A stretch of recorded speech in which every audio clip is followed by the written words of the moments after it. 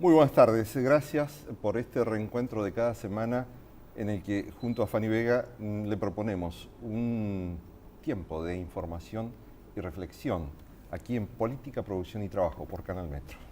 Hoy vamos a hablar de un tema que seguramente a usted le interesa porque todo el día de alguna forma está influido por ese tema, que es la comunicación.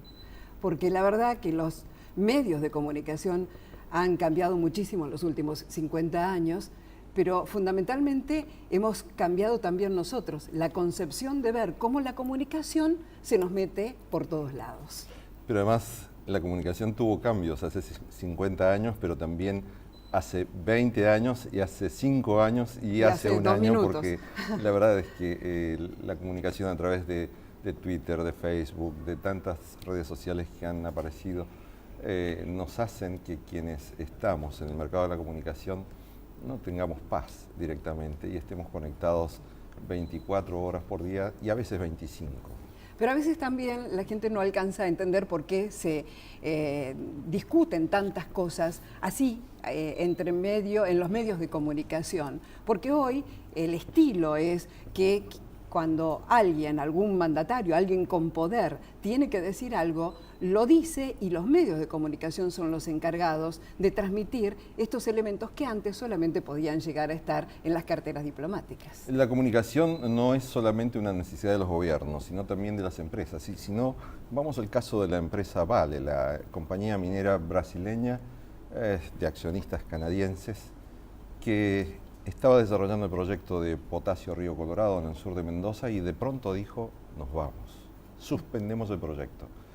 Y la comunicación funcionó de tal modo que cuando la empresa pide una reunión con el Ministerio de Trabajo, finalmente la empresa no asiste a la misma reunión que había pedido. Es decir, la comunicación es un juego que en el caso de algunas empresas no lo saben jugar o no tienen los elementos humanos, la inteligencia suficiente como para poner la palabra, la gestualidad,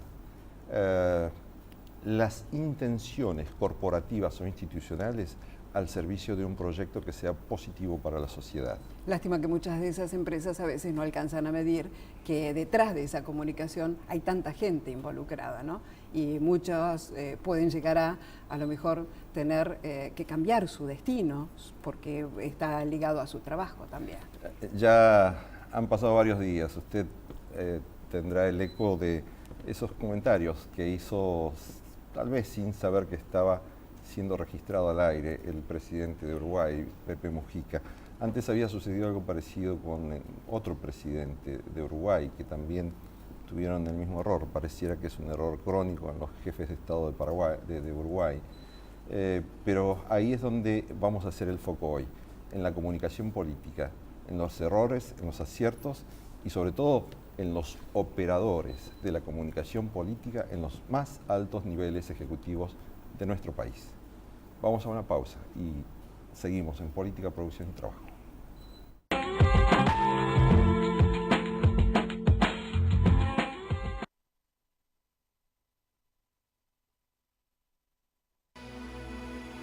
Entidad Binacional Yacyretá, generando futuro.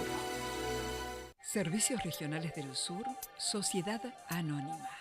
Trabajamos integrando comunidad y empresas.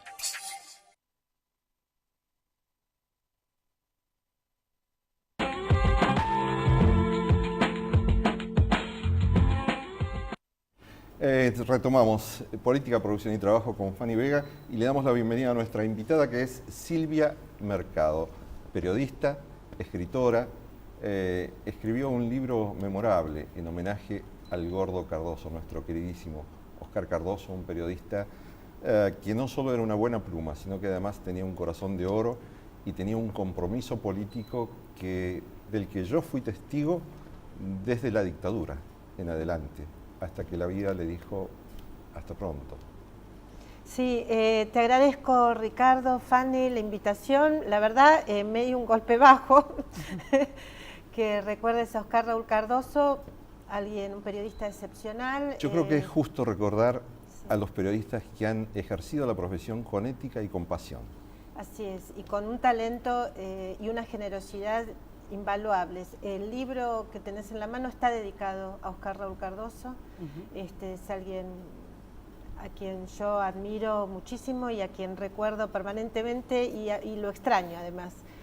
Fue durante muchos años el principal columnista de política internacional de Clarín, pero también, digamos, bueno, era un experto obviamente en política, en fin. Y fue el mejor analista que tuvimos del conflicto de Malvinas en los años 80. Así, sobre fresco el conflicto aún, él escribió uno de los mejores análisis políticos. Malvinas, la trama secreta, que escribió junto a Eduardo Van der Kooi y Ricardo Kirchborn y que publicó en 1983, un libro pionero en la investigación periodística argentina. Exacto, pero bueno, ya que nos tomamos ese momento de libertad interior para recordar a un viejo amigo, vamos al otro punto que nos interesa, y es este trabajo que acabas de publicar y que vas a presentar en la Feria del Libro próximamente, y que se llama El inventor del periodismo, del peronismo. Sí, El inventor del peronismo es una biografía de Raúl Apol, el secretario de Medios de Juan Domingo Perón, alguien que tuvo mucho que ver en la comunicación de Perón desde 1943 hasta que se exilió en 1955, antes del golpe militar, y que ocupó los primeros lugares digamos, la responsabilidad absoluta de la comunicación del gobierno de Juan Domingo Perón, y tal como creo, demuestro yo en el libro, es el creador de los grandes relatos del peronismo, desde el 17 de octubre, el renunciamiento de Evita, bueno, la mitificación de Eva, son todas decisiones de política de comunicación que se implementaron desde el Estado, desde un gobierno que yo tomo la teoría del historiador israelí Ranan Rein, que nos visitó estos días en la Argentina y tuve oportunidad de volver a hablar con él, que habla de que el peronismo llegó como un populismo reformista y terminó como un populismo autoritario. Mi tesis es que la segunda línea, digamos, el funcionario que le permitió a Perón esa transformación de un populismo reformista a un populismo autoritario fue Raúl Apol, que usó el aparato del Estado para domesticar a la opinión pública y para construir una voz única, digamos. Pero curiosamente se puede pensar desde el análisis y a través de los años que Perón tal vez no necesitaba un vocero, un creador de imagen, un creador de relato. Perón tenía una autonomía intelectual importante. Bueno, mi tesis es exactamente la opuesta a la que decís, o sea, de que el peronismo no sería posible sin Raúl Apol. Y en general es la tesis de Ranan Rein, digamos, y es que, entre otras cosas, por Apol pareciera que las únicas personas importantes fueron Perón y Eva, y sin embargo el peronismo no sería posible sin una enorme cantidad de segundas líneas que fueron totalmente invisibilizadas gracias al aparato de comunicación de Apol, como el canciller Bramuglia, que fue el inventor de la tercera posición, como el gobernador Domingo Mercante, que le resolvió cantidad de problemas en el ejército y también en la ligación con los sectores socialistas, como José Figuerola, que hizo las leyes, digamos, pro-obreras. Justamente el aparato de comunicación es lo que invisibilizó estas segundas líneas que fueron centrales en la construcción del peronismo. Tanto es así que el mismo nombre peronismo, Partido Peronista, como se llamó el partido oficialmente desde 1947 hasta 1955, también fue una creación de Apol, porque Perón llega al poder de la mano del Partido Laborista y luego quiere hacer otro partido, le pone de nombre Partido Único de la Revolución Nacional, y como no funcionaba, Apol le dice: pongámosle Partido Peronista, porque así se le denomina en la calle a este movimiento. Y así se constituyó... Es decir, que tomó el mensaje de la calle, de algún modo. Claro, así se constituyó en el único partido en el mundo y en la historia que llevó el nombre de su líder vivo en forma institucional, es decir, ni los nazis, ni los fascistas, ni los chavistas, ni los castristas, ni absolutamente nadie, ni Franco, digamos que se puede decir que son otros gobiernos populistas, llevaron el nombre del líder vivo oficialmente, digamos institucionalmente en el nombre del partido. Es realmente una excentricidad. O sea, vos te estás identificando con que ellos son los inventores de alguna manera del relato en esa época, y que también la autorreferencialidad de alguna forma, ¿no? Porque sí, está expresada precisamente en el título que después identifica al peronismo hasta la actualidad. Pero más que un relato, porque los peronistas, y vos lo sos, son muchos y han seguido por décadas. Fanny, yo ya no sé qué soy, porque para mí hacer este libro, digamos, me confrontó el relato con la realidad. A mí ya me había pasado que había leído el libro, y lo cuento en el libro Perón y los medios de comunicación, que escribió Pablo Sirven, y cuando yo lo leí, para mí fue, lo cuento ahí, un masazo, porque, digamos, yo pensé que los peronistas éramos los buenos de la película, y resultó ser que cuando leí ese libro me di cuenta que esa necesidad de controlar a la opinión pública y de tremendas injusticias que se hicieron con los diarios y las radios en el peronismo original, para mí fue muy dañino.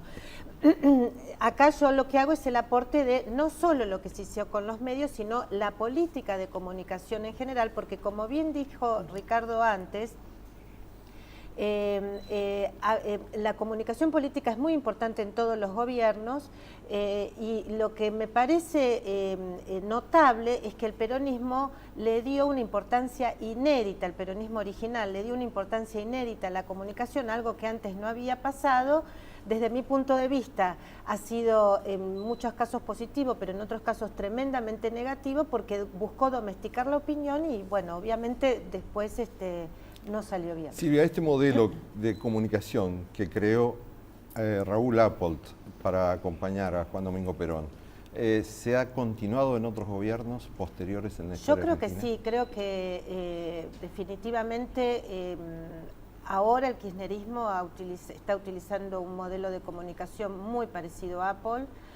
Yo incluso cuento que hubo un viejo dirigente peronista que se entrevistó buscó reunirse con Néstor Kirchner apenas iniciada la crisis con el campo, para contarle cómo había sido la estrategia de comunicación de Raúl Appold, y yo no puedo comprobar, porque no lo sé, tampoco busqué averiguarlo, si realmente la política que implementó Néstor Kirchner a partir de ese momento fue por esa reunión que tuvo. Lo que sí puedo comprobar es que, es muy parecida en una gran cantidad de cosas. Primero en buscar comprar o tener medios propios, tener empresarios amigos que compren medios, hacer una gran inversión en artistas, en producciones grandes, hacer una gran inversión, por ejemplo, todo el trabajo que hace Javier Grossman en puestas en escenas callejeras, por decirlo de algún modo,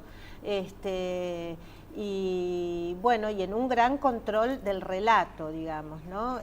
Raúl Appold, además de ser vocero, además de tener 1.500 empleados, 7 pisos en un edificio de Avenida de Mayo que todavía pertenece al Estado Nacional, construía las noticias, como él mismo, yo aquí demuestro, ese era el concepto que se decía, construir las noticias. Raúl Appold era un hombre democrático en el manejo de la comunicación, no era democrático para nada. ¿Era populista o...? No era nazi ni fascista, porque no tenía formación ideológica, era un hombre que venía del radicalismo, pero no llegó al peronismo, no llegó a Perón a través del radicalismo. Llegó a Perón a través del mundo del espectáculo. Cuando conoce a Perón, Appold ya era una persona muy influyente, muy valiosa, era una especie de era un hombre integral de la comunicación. Era periodista, era lobista, era publicista, es probable que ya hubiera sido dueño de una parte de Argentina Sonofilm.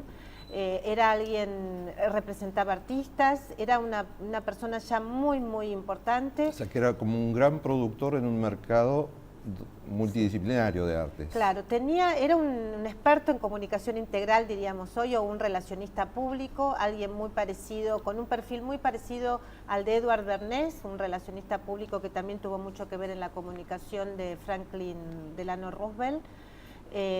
Pero como el gobierno, alguien muy talentoso, tremendamente talentoso, con una gran formación, y una persona que era muy querida y cuando ya estuvo en el poder fue muy temido y diría odiado porque ha sido absolutamente discrecional, mandó gente presa, mandó gente a torturar, o sea, era alguien malo.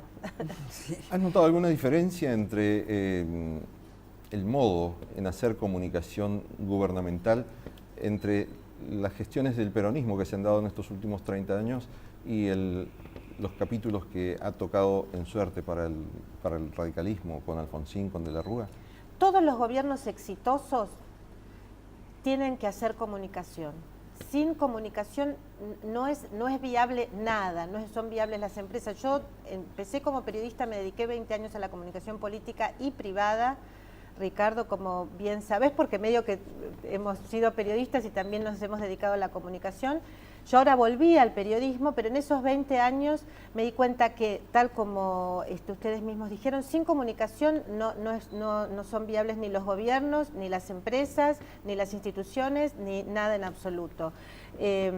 Fanny hablaba de la importancia de la comunicación en la vida cotidiana al comienzo del programa, y hay algo muy claro que yo les quiero decir, y es que no existe. Aníbal Ford, que es un experto en comunicación que ya murió, un comunicólogo, decía: no hay ciudad sin medios ni medios sin ciudad. Es decir, es imposible creer que estamos fuera de la comunicación. Él decía: la comunicación trama nuestra cultura, nuestra vida cotidiana, como vos dijiste. Es decir, la comunicación es imprescindible. Sin comunicación, o sea, estamos todos dentro de la comunicación y dentro de los medios. Y como has estado tan imbuida de los secretos de la comunicación de los últimos 50, 60 años, ¿cómo ves la comunicación política hoy, por ejemplo, entre los protagonistas de primera línea?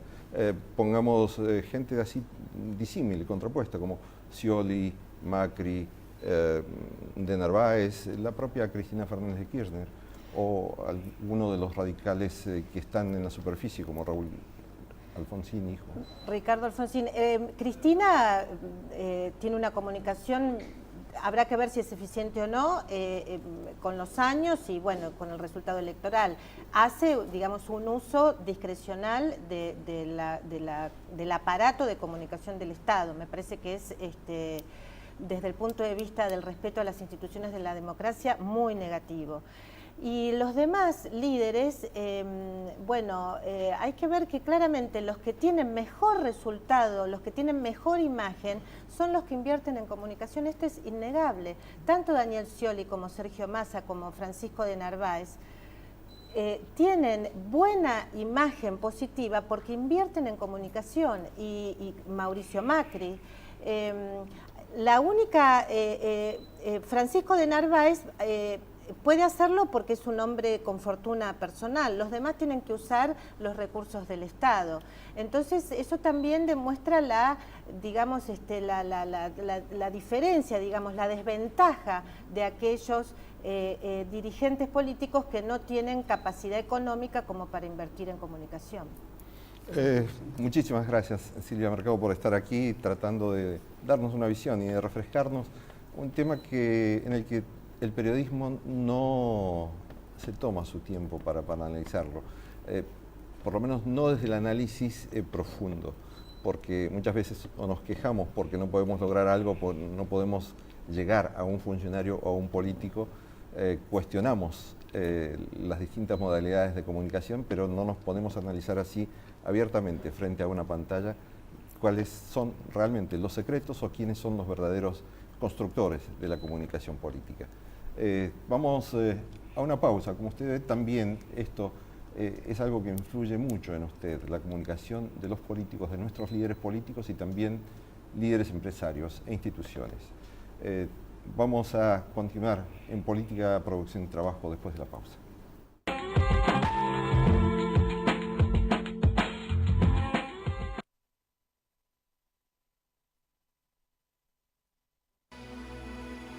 Entidad Binacional Yacyretá, generando futuro. Servicios Regionales del Sur, Sociedad Anónima. Trabajamos integrando comunidad y empresas.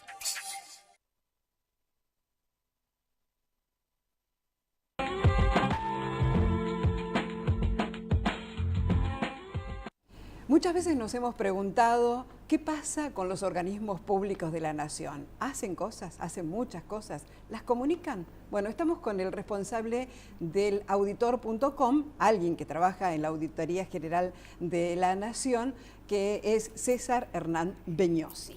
Y que además está especializado en un tema que puede interesarle a usted, porque, seamos claros, usted toma un transporte público por lo menos 2 veces por día, o toma 4 transportes públicos por día. Y han sucedido situaciones diversas en la ciudad, en nuestra sociedad en estos días. Desde lo de Once, en el accidente ferroviario el año pasado, hasta las inundaciones.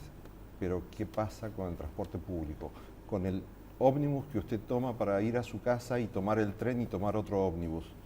O con la única línea con la que usted puede llegar desde provincia a Capital Federal para hacer su trabajo día a día. Tenemos, César Beñosi, un parque automotor de pasajeros en la ciudad de Buenos Aires, en el área metropolitana. ¿De cuántas unidades? Y alrededor de 9.700 unidades. ¿Y cuántos pasajeros transportan anualmente? Y anualmente más de 1.600 millones de pasajeros. Linda cifra. Y recorre 730, un poco más de 730 millones de kilómetros por año. ¿Y todas las unidades están en condiciones de circular por esta ciudad de Buenos Aires? ¿Son controladas? No, bueno, controles se ejercen. De hecho, la Comisión Nacional de Regulación del Transporte tiene implementada una serie de controles para confirmar que las unidades estén en condiciones a través de la revisión técnica obligatoria, y que es exigida incluso para que las empresas permisionarias puedan obtener los montos de los subsidios correspondientes, ¿no? Yo quiero interrumpir un segundito, Fanny, disculpame, porque él dijo 1.600 millones de pasajeros por año. Estamos hablando de una cifra que ni más ni menos equivale a la población nacional de China. Sí, es decir, que el área metropolitana del Gran Buenos Aires